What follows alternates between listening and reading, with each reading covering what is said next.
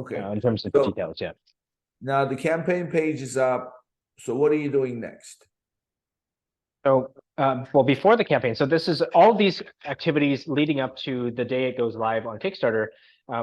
I would categorize under pre-launch activities. So your pre-launch activities probably account for like 80% of your work, 80, Right.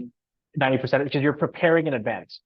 There's things that you can do during the campaign, but that's not as significant as making sure that you're prepared before your launch.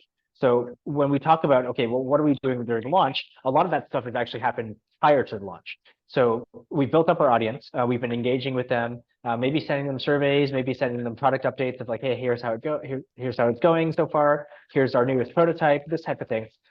We do something called a launch countdown sequence. So there's two strategies, but the main one that we focus on in terms of preparation for the launch is we call this launch countdown sequence. So 7 or 10 days before the launch, we're going to start really focusing on announcing the launch date and time. So the idea is we want to get this into the minds of the customers that to be ready to purchase that day. And there's a bunch of embedded strategies into this. For example, having a certain number of early birds or super early birds where they get a better price. So it encourages them to buy on the first day when they see it. There's a lot of other things we can do kind of in this realm, but the idea is how can we get as many people in our audience to buy on day one within the first 24 to 48 hours as possible. And if we can encourage a lot of those people, we hit our goal very quickly. This is going to start to get attention from the Kickstarter algorithm, and we're going to start being able to get some organic lift within the actual platform as well. Mm-hmm. Okay, so you really need to plan your action, so to speak, build that sequence.